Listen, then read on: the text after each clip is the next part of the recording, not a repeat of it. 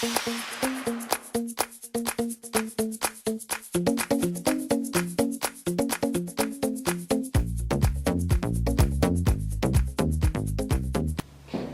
عليكم حبايب، ان شاء الله الكل يكون بخير وصحة وعافية. اليوم حابة اسوي لكم فيديو قصير اللي هي 11 طريقة انه تسوون ستايل هذا الوشاح او هذا السكارف اللي يكون طبعا مستطيل. ولا تنسون تسوون اشتراك بالقناة ولايك وشير لهذا الفيديو، ويلا نبلش الفيديو. بالبداية راح استخدم هذا الاشارب اللي هو يكون مستطيل مثل ما انتم شايفين. هذا هو الاشارب المستطيل. فاول ستايل راح اسويه بهذا الاشارب راح يكون هذا الستايل اللي الكل يعرفه او الكل يسويه، اللي هو هذا. مجرد انه اخليه حول الرقبة بهالطريقة هذه، بيكون لوز بهالطريقة هذه مثل ما تشوفون.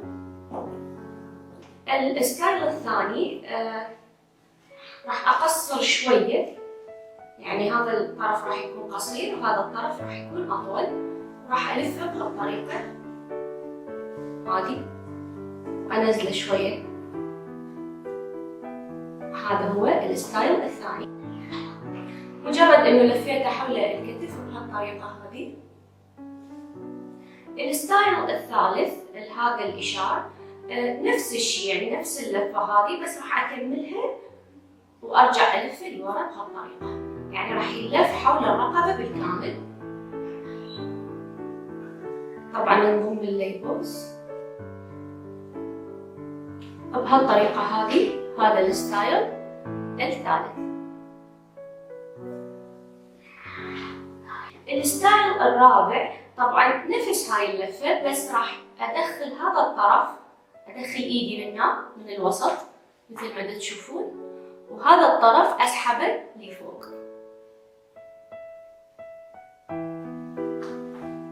بهالطريقة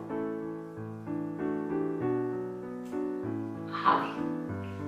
هذا هو الستايل الرابع مثل ما تشوفون. الستايل الخامس اللي راح يكون ارجع هذه بالوسط، هاي مو سحبتها بدقة. ايش راح اسوي؟ هذه راح ادخلها منه، يعني ادخل ايدي من جوا، تشوفون ادخل ايدي من جوا واخذ هذه ادخلها هيك بهالطريقة هاي. هذا هو الستايل الخامس، وهاي راح تكون بالوسط مثل ما تشوفون. وممكن طبعا تنفشوا السكارف شوية.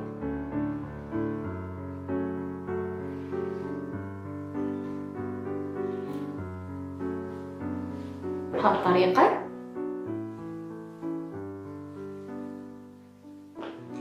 الستايل السادس مجرد انه الطرفين يكونون متساويين بهالطريقة هذه. كل اللي راح اسويه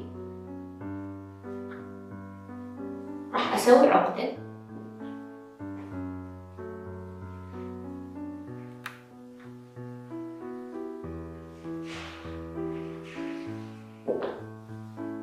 عقدة بهالطريقة.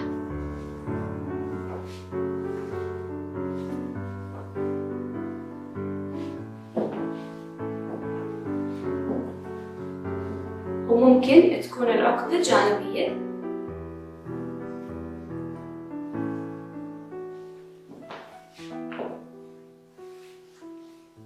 الستايل السابع انه راح اخذ هذا نفسه، مجرد انه اخليه بهالطريقة هذه حول الاكتاف، وراح اخذ هذا الحزام. حزام يكون يفضل يكون رفيع مثل هذا، وراح اخليه بهالطريقة.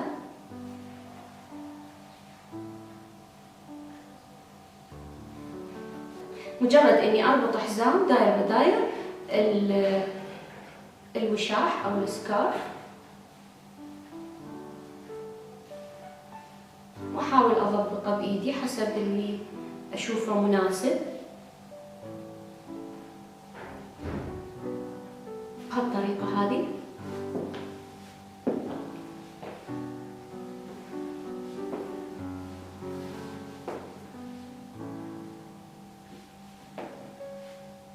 وممكن نفتحه شوية من الوسط بهالطريقة.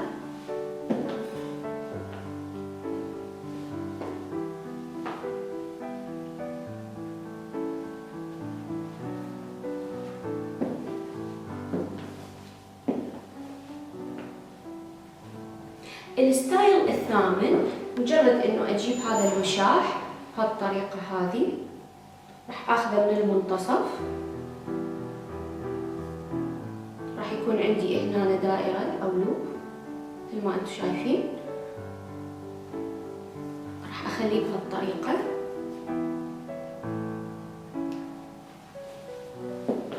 هذا اللوب ادخل ايدي من هنا بهاي الدائرة واسحب هذا الطرف او الطرفين سويا، اسحبهم بهالطريقة.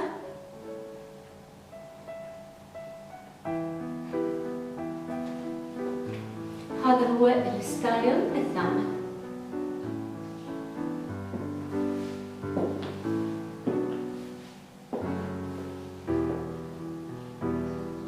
الستايل التاسع راح اربط السكارف مثل الرباط الرجالي، فراح يكون بهالطريقة هذه.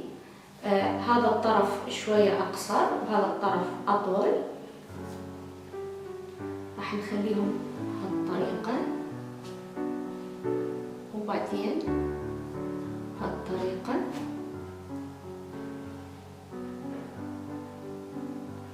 مجرد لفيته يعني خلي اعيد. راح نخلي الطرف الاقصر هنا اكس يعني بهالطريقة هذه، وبعدين الفه مرة ثانية بهالطريقة هذه، بعدين ادخله منه وبعدها ادخله من هاي الفتحة للسكارف او راح يكون عندي مثل الرباط الرجالي بهالطريقة هاي.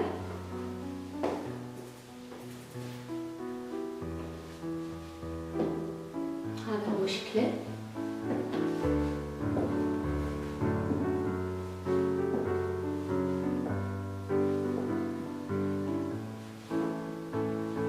الستايل العاشر راح اخليه بهالطريقة.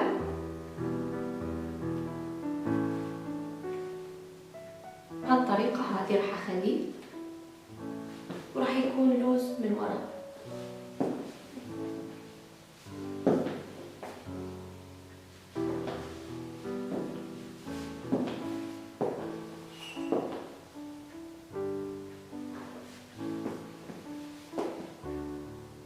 وممكن ستايل 11 نسوي، نلفها من ورا ونجيبها لقدام او الاطراف نلفها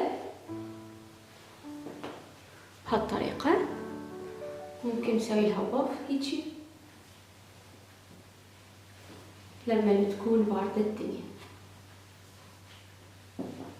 وبهيجي حبايب يكون خلص فيديو اليوم. يا ربي تكونون حبيتوه واخذتوا فكرة عن بعض الستايلات اللي ممكن تسووها باستخدام هذا الوشاح او هذا السكارف.